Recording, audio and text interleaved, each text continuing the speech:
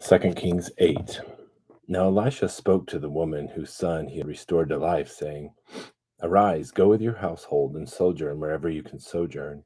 The Lord has called for a famine, and it shall even come on the land for 7 years. So the woman arose and did according to the word of the man of God. And she went with her household and sojourned in the land of the Philistines 7 years. And it came about at the end of 7 years that the woman returned from the land of the Philistines, and she went out to appeal to the king for her house and for her field. Now the king was talking with Gehazi, the servant of the man of God, saying, Please relate to me all the great things that Elisha has done. And it came about, as he was relating to the king how he had restored to life the one who was dead, that behold, the woman whose son he had restored to life appealed to the king for her house and for her field. And Gehazi said, My lord, O king, this is the woman, and this is her son, whom Elisha restored to life. When the king asked the woman, she related it to him.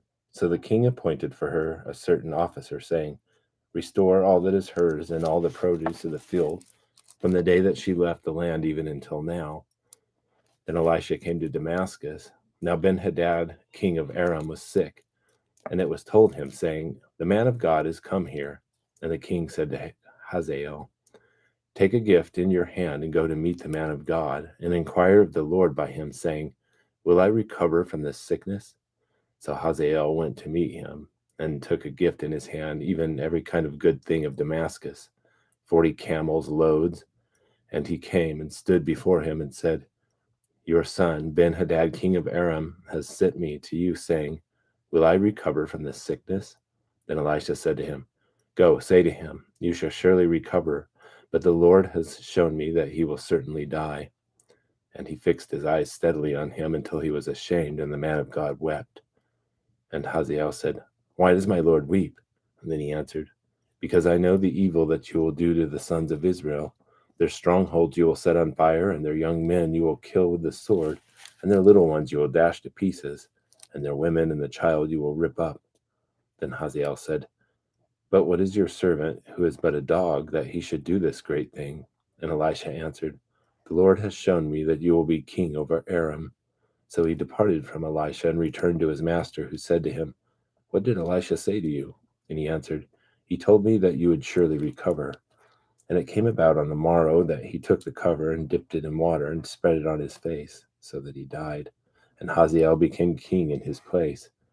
Now in the 5th year of Joram the son of Ahab, king of Israel, Jehoshaphat being then the king of Judah, Jehoram the son of Jehoshaphat, king of Judah, became king. He was 32 years old when he became king, and he reigned 8 years in Jerusalem. And he walked in the way of the kings of Israel, just as the house of Ahab had done, for the daughter of Ahab became his wife, and he did evil in the sight of the Lord. However, the Lord was not willing to destroy Judah for the sake of David his servant, since he had promised him to give a lamp to him through his son always. In his days, Edom revolted from under the hand of Judah and made a king over themselves.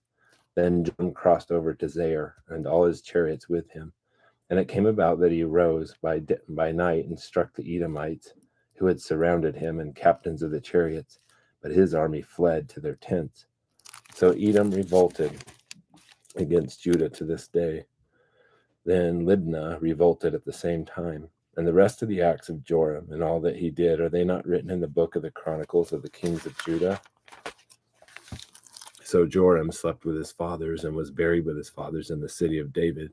And Ahaziah, his son, became king in his place. In the 12th year of Joram, the son of Ahab, king of Israel, Ahaziah, the son of Jehoram, king of Judah, began to reign. Ahaziah was 22 years old when he became king, and he reigned 1 year in Jerusalem.